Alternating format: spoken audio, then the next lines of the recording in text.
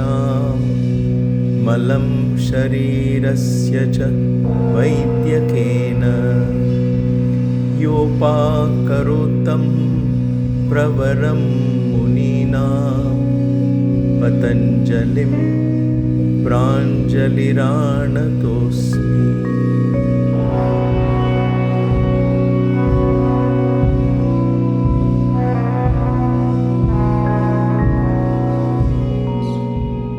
Namaste. Welcome to Kaivalya Yoga Gurukulam, or KYG, for yet another class in the Patanjali Yoga Sutras. I teach this class from the precincts of yet another ancient temple. It's located in a little town called Pazhayarai.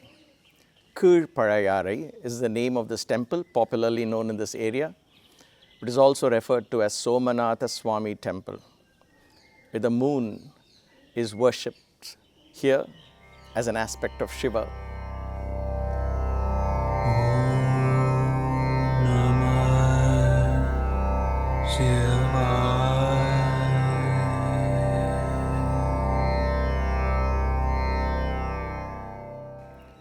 More of this temple later in another video.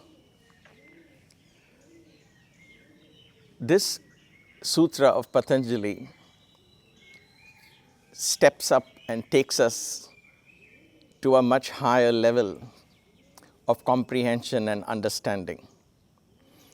I think with this sutra and from the sutra on, he wants us to step up. In other words, just change gears, if you will, and be ready to contemplate and comprehend higher concepts. Because in this sutra and in the following sutra, he is going to explain to us the two types of samadhi, the very goal of yoga, right? Samadhi. So in this particular sutra, he talks to us about samadhi. Before I come to this sutra, there is, of course, I want to establish a connection between why this sutra was introduced at this stage, and it is in connection with the previous one. In the previous one, we talked about renouncing all the gunas, so we get the vision of the Purusha, the knowledge of the Purusha, Purusha Khyatehi. That was a term we came across in the previous sutra. The wisdom of the Purusha is gained when you sacrifice or when you detach yourself from all the gunas, all qualities. So then the question comes, so what is Purusha Khyatehi? There is another technical term here in the Yoga Sutras. We might come across it later as well. Viveka Khyatehi. These are the terms Vyasa goes back and forth in his commentaries as well. I don't get too much into these technical terms because that's more of a scholarly approach. I want something where our heart connects to the sutras. I think that's more important for those of us who want to practice and actually see self-transformation. So Viveka Khyatehi and Purusha Khyatehi is that knowledge of the Purusha as separate from all of these gunas. There is a Viveka. Viveka is that power to discern that which is permanent and eternal from that which is ephemeral. All of the gunas are constantly in a transition mode, if you will. And there is a Purusha that is eternally permanent. And therefore, that ability to see this at a much higher level is what is called Viveka Khyatehi or Purusha Khyatehi. Okay? So now that Patanjali introduces that in the last verse, in the last aphorism, he says Purusha Khyatehi Guna Vaitrishyam. So when you sacrifice gunas, you get Purusha. Then the question comes as to how do we get there? And therefore, in that context, Patanjali brings this context of samadhi. Because samadhi is the only way we can understand the I that is beyond all the other eyes. The Purusha that is beyond all of this. Only in a state of samadhi. All right. So, what is this sutra about? The sutra goes like this. Vitarka vicāra ānanda asmitā rupānugamāt samprajñāta vitarka vicāra ānanda asmitā rupānugamāt samprajñāta. I know it's a mouthful. It is a rather complicated sutra, if you will. Complicated because there are so many ways to explain this, but I'll try and keep it as simple as possible, as understandable as possible. Because the first step in all of these aphorisms is understanding it, comprehending it at a very basic level. And then once you get that first step firmly grounded in the sutra, then you can always improvise and learn more, read more, listen to other scholars and so on. So what does this sutra talk about? Patanjali introduces the term for the first time called samprajñāta. At the end of this aphorism, vitarka vicāra ānanda asmitā rupānugamāt samprajñāta. Samprajñāta. Samprajñāta is again a technical term here that is used. We'll come across this in many times across the Yoga Sutras, because samprajñāta is a form of samadhi. What is samadhi? Samadhi is that state where that awareness of Purusha remains, or where one gets the awareness of the Purusha, samadhi. And therefore, for the lack of any other way to explain that, I will perhaps use the word trance. Because it is not a conscious knowing. It is a state where Sundar ceases to exist and then Purusha alone comes. So that state of samadhi. Samprajñāta samadhi. This samadhi or trance, this samadhi is samprajñāta samadhi. There is a particular way to explain the samadhi. And you'll be surprised to know, as we learn the sutra, that this is not so out of reach for all of us. We can all relate to this samadhi at many levels. That's the beauty of this particular sutra. It's an eye-opener. It was for me when I first came across it, and I hope it is for you as well.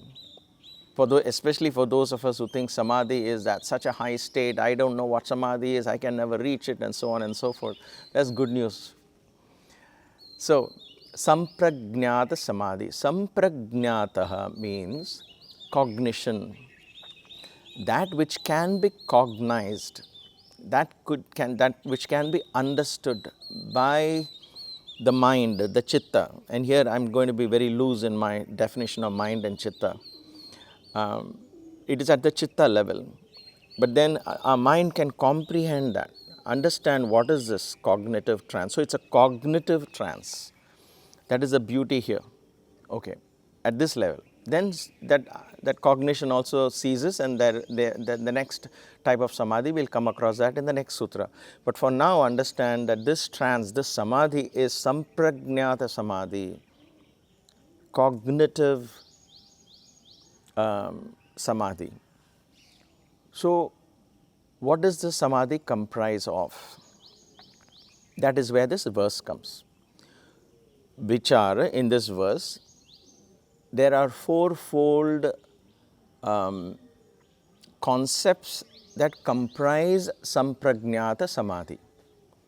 So the verse goes like this: vitarka, vicāra, ānanda, asmitā, rupānugamāt, samprajñāta. That's what Patanjali says. Rupānugamāt means consisting of, comprising of. What does it comprise of? What is it? Samadhi, samprajñāta comprises of. So, rupānugamāt samprajñāta. What rupa? What are these forms that it comprises of? 4 forms. The samprajñāta samadhi is comprised of 4 forms. There are 4 forms of samprajñāta samadhi, 4 levels of samprajñāta samadhi or cognitive trance. Okay? What are they? Vitarka, vicāra, ānanda and asmitā. We'll come across these terms. We'll explain them one by one. Vitarka rupānugamāt samprajñāta samadhi. Vitarka is one form of samprajñāta samadhi. Vicāra is one form of samprajñāta samadhi. ānanda is one form of samprajñāta samadhi. Asmitā is one form of samprajñāta samadhi. So samprajñāta samadhi or cognitive trance, as students of Yoga Sutras, there are certain concepts you just know, memorize and learn to say these Sanskrit words. It's easier. So samprajñāta, prajña means knowing, samprajña means cognition. Samprajñāta samadhi. So these are the 4 forms of samprajñāta samadhi. Now before we go into this, I want to establish, taking you back to the very first couple of sutras where Vyasa discussed the 4 types of chitta, mudha, kshipta, vikshipta and ekagra. So mudha is where the chitta is completely dead, inert, kshipta is it's constantly fluctuating, disturbed state, distracted state of the chitta. If you remember, we studied that not too long ago, I guess. So what I'm going to explain, these 4 forms of samprajñāta samadhi has nothing to do with those states except when ekagra, one-pointedness comes in. So we have to be clear that all of this applies to the chitta when it is one-pointedness state. Then and only then can we even understand these ideas of samprajñāta samadhi. So let us not forget it in what context Patanjali is teaching these sutras. He is building up on the previous ones. So having said that, we start with the first form of samprajñāta samadhi. It is called vitarka. Vitarka means, literally translating, vitarka, tarka vitarka. For those of you who are familiar with Hindi or Sanskrit, perhaps can understand this.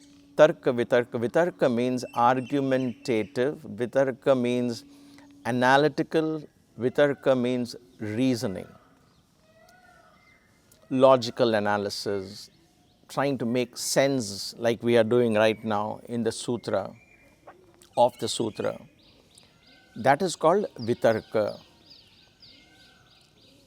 So the good news here is that kind of reasoning, that kind of logical analysis that we engage with our mind is a form of samadhi. That is what I meant by it was an eye-opener for me. Because many decades ago when I first came across, until I came across this, I was thinking samadhi was something I need to get to at much later stages. And then Patanjali says, wait a minute, you're already on the path, you just need to keep refining it. So now, if I'm driving, let us say, and I'm going to try and explain this because my mind is all over the place, I'm trying to get it focused here. If I'm driving, let's say, and I'm analyzing, I'm reasoning something, I'm trying to logically come to some conclusion, maybe I've taken up a sutra and I'm driving to work and I'm thinking about it. Could that be a samprajñāta samadhi? No. Why? Because the chitta is not in an ekagra state. That is why I established that earlier. The kshipta, vikshipta and all of that, there is analytical, logical reasoning, right? I could be driving, I could be cutting vegetables and I could be thinking. So I'm doing so many other things and I'm also analytically thinking, reasoning. Could I call that samprajñāta samadhi? In Patanjali's concept, you cannot call that. As Vyasa explains, it has to be in ekagra state. It has to be one-pointed. So first, we have to understand that it is a very mindful aspect, and therefore I'm going to use this term, mindful reasoning, as my way of explaining vitarka. Mindful. Mindful means there is no other thought other than this. You're completely focused on this. We have experienced these. There are moments where you are so deep in analyzing or reasoning or thinking through a problem, if you will, that you forget everything else. It could be a game, it could be a riddle that you're solving, or it could just be a life situation, but you're so focused into that, analyzing the steps. reasoning out why it happened, that at that moment everything else is forgotten, and that will give you an idea. Think of some moments like this in your life, and that will give you an idea that those are the windows that open into samprajñāta samadhi. Samprajñāta samadhi, this vitarka rupānugamāt samprajñāta samadhi. Vitarka is one of the forms of samprajñāta samadhi. Vyasa says this particular form is sthula. Sthula means gross form. It is a very down to earth, very first step towards the highest forms of samadhi. This is the first step. It is very gross, it's very down to earth, which we can relate to, and I like that. Now in my own practice, I regard yogasana abhyasa, asana abhyasa, the practice of asanas, as a form of vitarka rupānugamāt samprajñāta samadhi. Vitarka samprajñātaha, reasoning, analyzing form of samadhi. When I practice yogasanas on the mat, I spread the mat, and then I am in the asana. Now I am completely focused on the asana. Where is my foot? Where is my left foot? Where is my right foot if I am doing a standing pose? The pros and cons of the pose. I am completely involved in the pose, talking to my body, allowing the pose to manifest and express itself through me, if you will. That is a form of vitarka samprajñāta samadhi. That could apply in any form of exercise that you do if it is in that state. I have done long distance running. I haven't been running now for many months, but that's besides the point. In long distance running too, after a while the mind enters into a zone. You're listening to the thump of your feet, you're listening to the breath, and that's it. The mind goes into a zone, if you will. That is a form of vitarka samprajñāta samadhi. You are aware. There is a gross element to it. The body is there, very much present. Vitarka. So don't think of vitarka as only a mental concept where I'm analyzing and thinking. That is there too. But vitarka is the way I interpret Vyasa's interpretations of it being a very gross, down to earth, where the body is involved. And when I practice vitarka samadhi, it leads me into the next stages. So vitarka. For example, if those of you are not into yoga abhyasa, the yoga asana practice, but if you are into rituals, let's say, you are lighting a lamp, lighting an incense stick, you're putting flowers in the altar, or lighting a scented candle at the altar, the way you're sitting, the way you're facing the altar, which direction you're facing, you become very mindful. The rituals, at least in the Sanatana Dharma, in the ancient Vedantic concepts as taught in the Karma Kanda of the Vedas and the Agama Sastras. Now these are just scriptures of the past that teach you exactly what direction should you be facing, where are the other directions. So you are paying obeisance to all the 8 directions. Why are we doing that? It is because I become mindful. Okay, so I am sitting like this, I am facing east, so this is southeast, then there is south, and then there is west, and so on and so forth. So I am becoming very mindful. Then I become mindful of the earth I am sitting on. Then therefore I pay obeisance to the earth. And therefore the rituals contain all of these. All this, when you do it with one pointed, focused attention, completely involved in that, understanding the meaning of it, which is what we have lost today, right? That's why it's become a blind ritual. We pay somebody else to do all of this. That's besides the point. But when you do it mindfully, understanding the meaning, then that is a form of samadhi. That is a form of samadhi. Samprajñāta samadhi. When you practice yoga, abhyasa, vairagya, in a detached manner with no expectations. In other words, now you're completely focused in the asana. You're not thinking, I need to do asana like him or her, I need to get there, all of that. At that moment, you are just one with the asana. You're understanding how to play the pose. You're focused completely in that asana, in the pose, getting into the pose, coming out of the pose. staying in the pose with one pointed focus and attention, then that is a form of vitarka samprajñāta samadhi.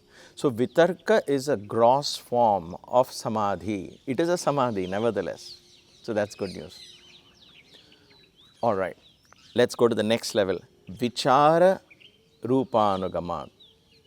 Vitarka is gross, reasoning, analytical. There is thinking there. You are involved in thinking. You are perhaps involved in chanting. You are involved in the action. But you are so focused, it becomes samadhi. Then comes vicāra-anugamāt.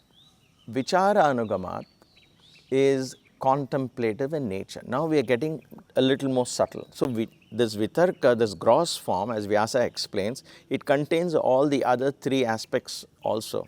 Vitarka, vicāra, ānanda and asmitā. We have 4 types and we'll understand each one of these. The vitarka, the gross form, contains all the other 3. Then when I move to the next one, which is vicāra, which is we are coming to, then vitarka is dropped.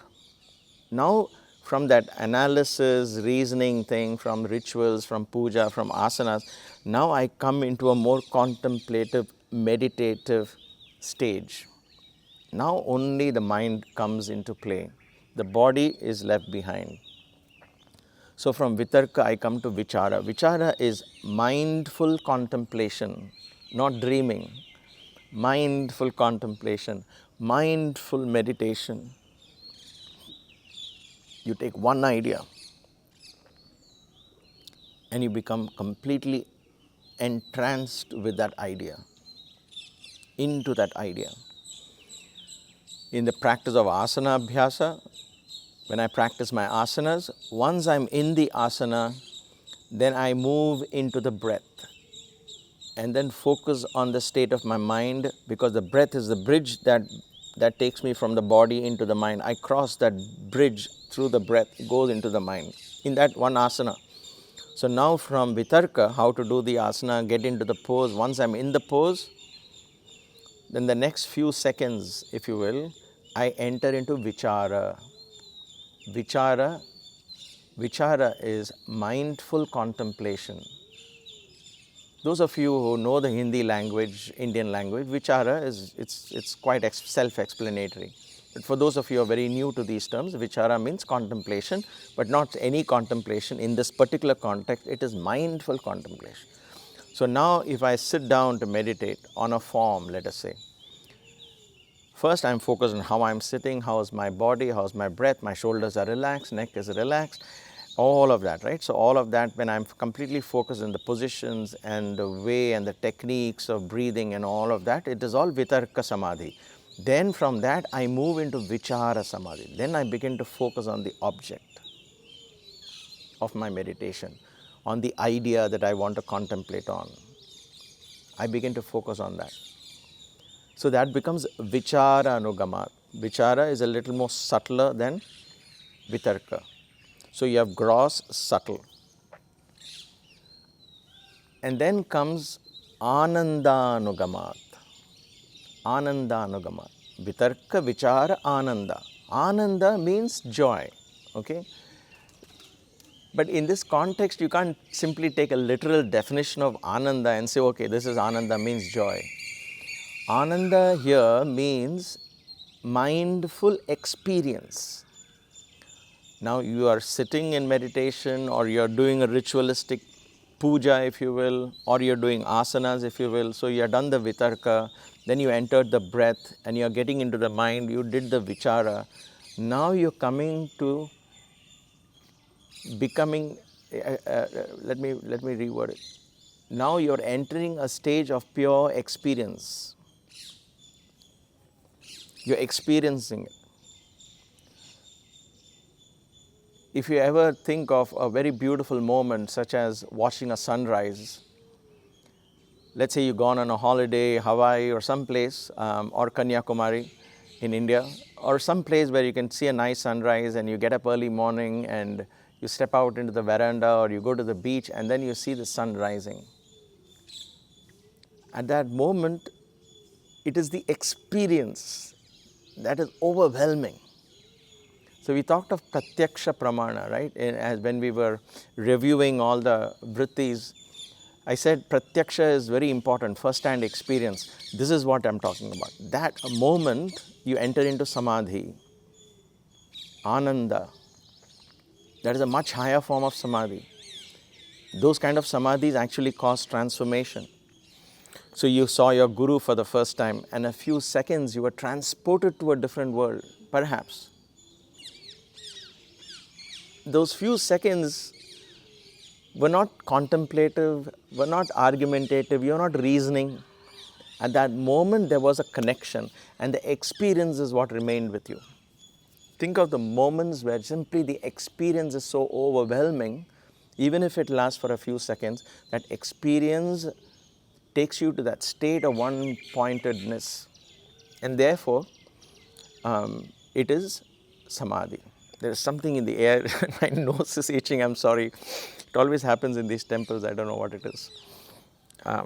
Anyway, think of a beautiful music that you were listening to, a chant, a bhajan, if you will, a kirtan. You're listening and you're humming along with it. And then there are moments where you suddenly enter there, where it just lifts you up.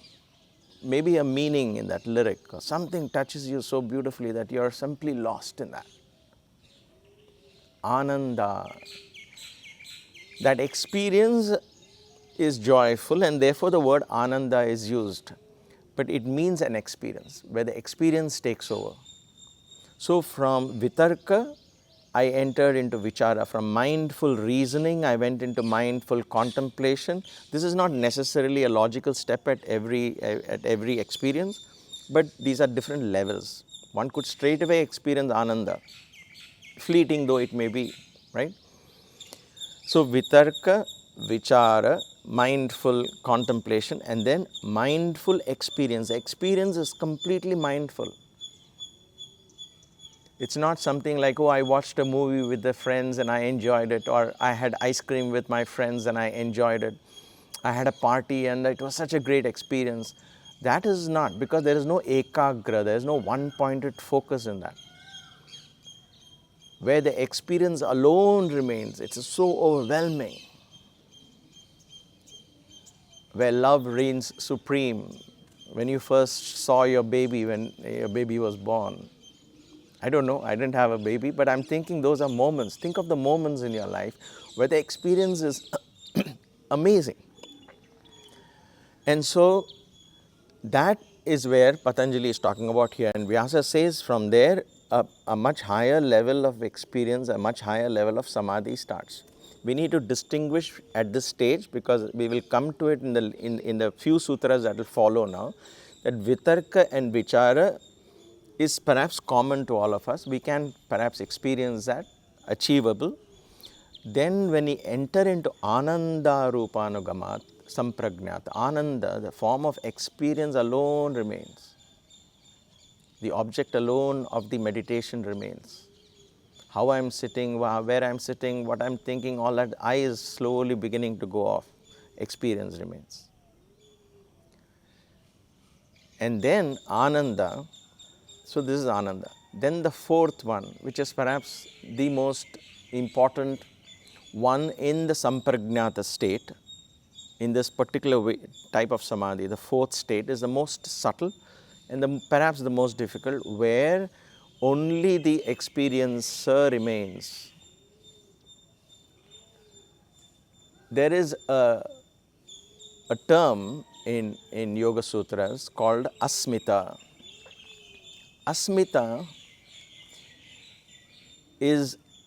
can be understood as the I-ness.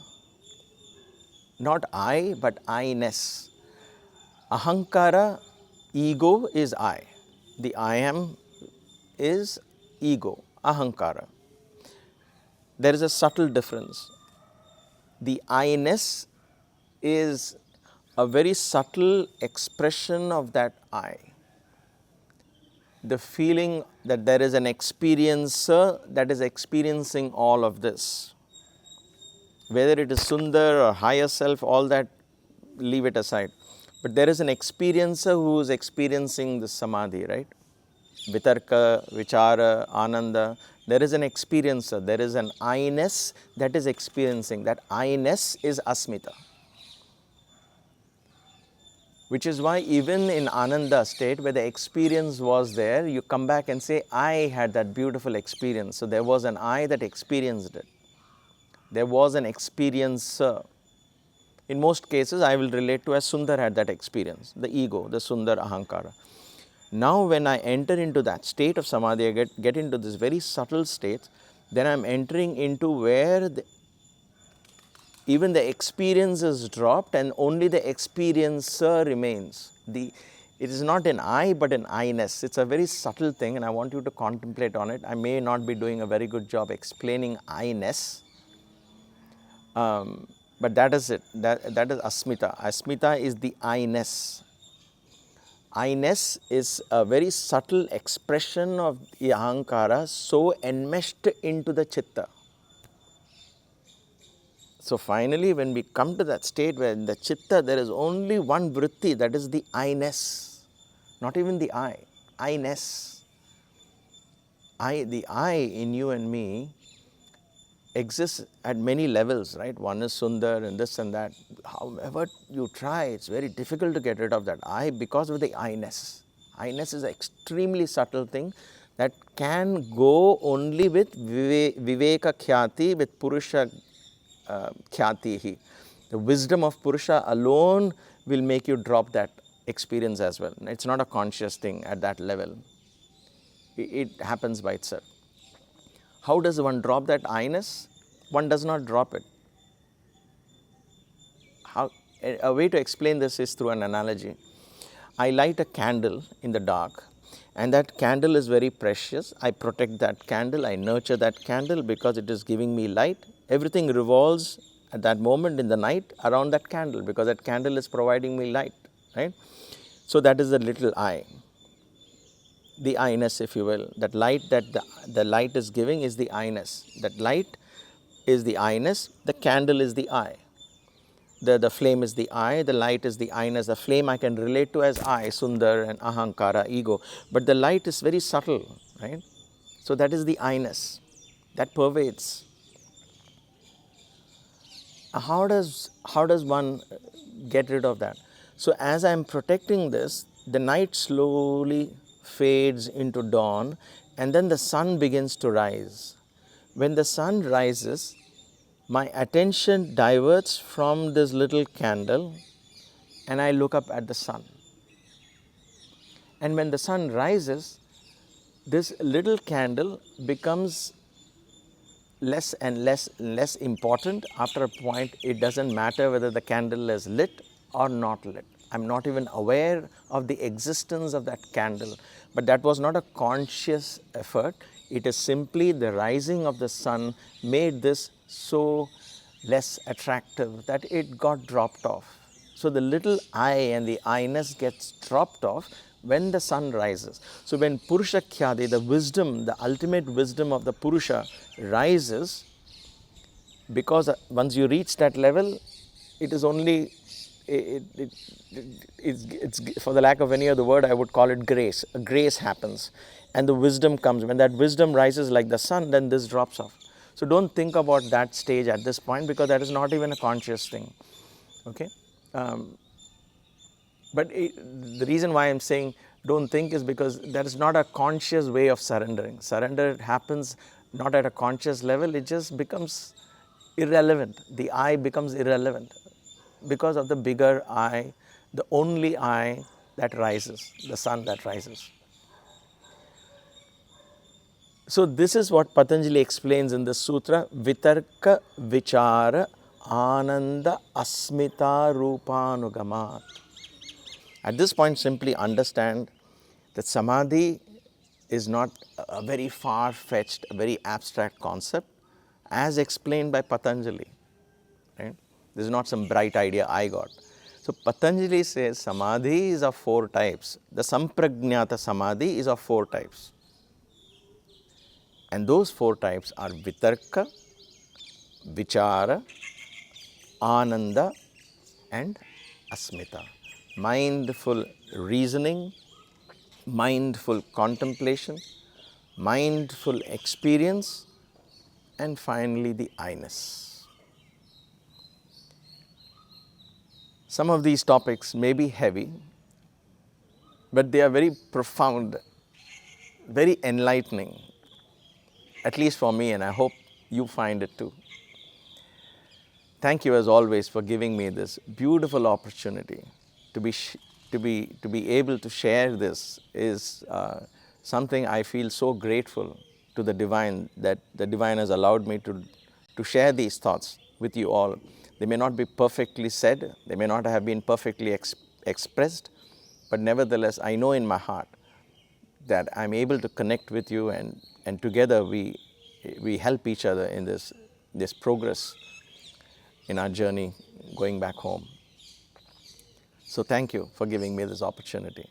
It's always a pleasure to sit in these ancient temples and allow the spirits of these teachers to find expression through my voice and my mind. That is why I wanted to come here and teach these. Until we meet again, stay blessed, stay inspired. Namaste.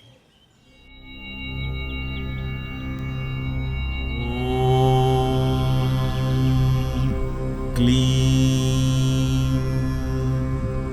Kaivalya